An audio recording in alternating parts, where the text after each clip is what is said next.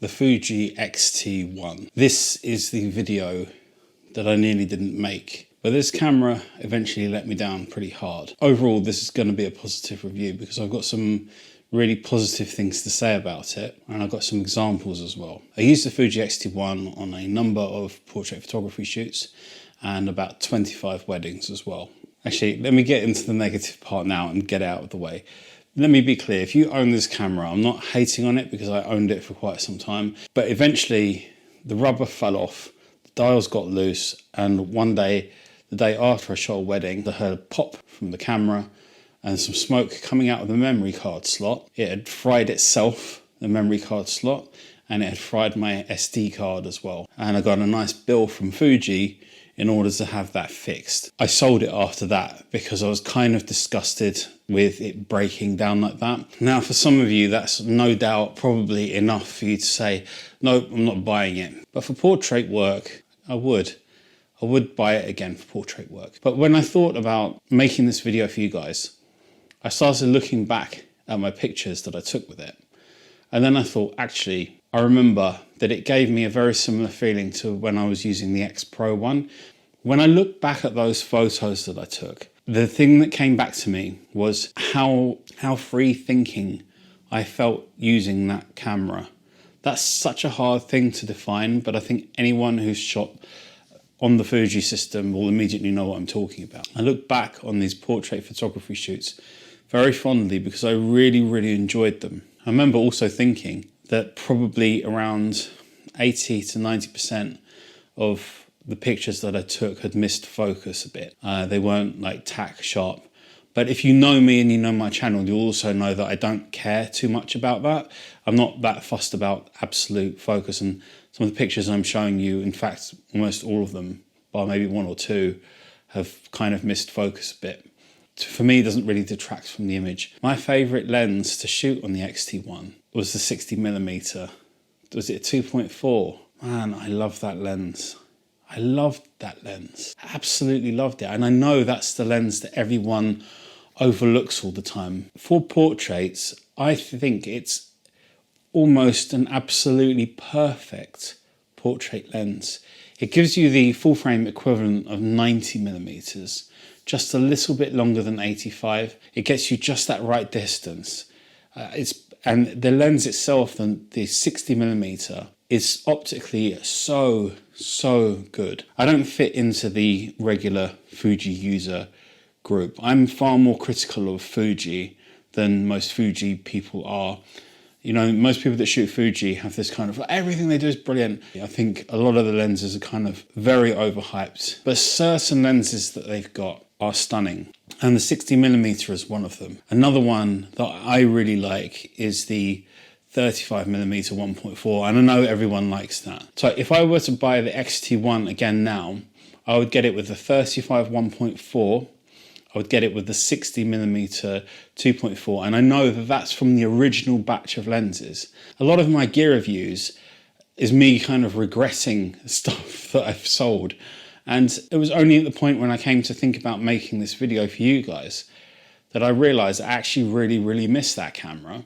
It's a bit fiddly to use. I really like the EVF on it.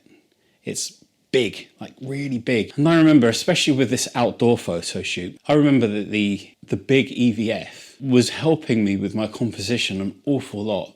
It was really helping me see the light as well that I was getting in these all natural light photos, just using what was there. And I felt that that was really helping me to see what was going on and making the most of it and helping direct the model and work on my composition as well. That EVF for me was a game changer because that was the first time I'd used a camera that had an EVF like that was that big and that bright and that detailed, that it was influencing the decision-making process that I was making. Now, when I was using these lenses, they could not keep up because one of the things that I do with my models is I don't have them being very static most of the time. It does change. The way I work with them is not very static, so it wasn't keeping up with the model, but I got enough pictures out of the shoot. But I loved the process, oh man, and I long for that experience that Fuji gives. I really long for it. I'm not sure if I'd get that with the newer Fujis. Maybe I would. Perhaps if you own one of the newer ones and you've used one of the older ones as well, does the fixing of all of these issues somehow sterilize the experience and make it less enjoyable?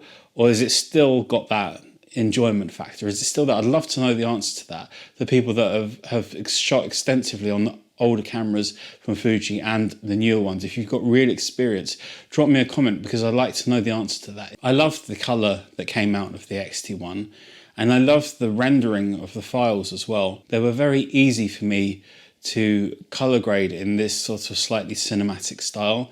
The sensors the Fuji have lend themselves to this very, very well, I feel. They take a little bit of color grading very, very nicely, and it all seems to fit together. I don't feel like I had to fight when I'm editing those files. I don't feel like I have to battle with the files to get it where I want. It feels very quick and very natural. I think using the X-T1, thinking back to these photo shoots, you get into that flow state. You know what that is? It's like a state of almost perfect focus where you're in that moment and nothing is distracting you, and your brain is thinking creatively, and what you're doing is translating and happening in a sort of automatic way. That's considered a flow state. And I felt with that camera that I was really getting into that very easily. I think it also helps that this is a small system, like the X-T1 with a 60mm on it. It's a really small package. It encourages you to try different compositions. I notice when people are using DSLRs, large ones with large lenses, they tend to plonk themselves down and anchor themselves to a spot.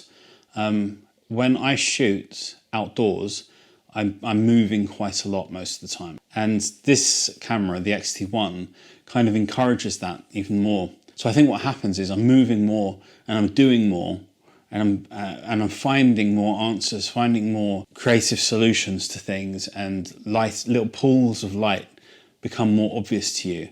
And this is such a great way to work. I wouldn't shoot events with this camera. I think the focus is too slow. I think it would just be frustrating. You know, I shot 25 weddings on it, and the experience was okay, it was fine. But I do feel like I noticed that the focus was just quite slow on the camera, and that does hold you back when you're doing an event. It becomes more of a frustration. To me, the X-T1 shines really for portraiture. I think as a portrait camera, especially for doing natural light stuff outdoors, yeah, it's a very, very nice camera for that. But just expect that the focus is pretty awful.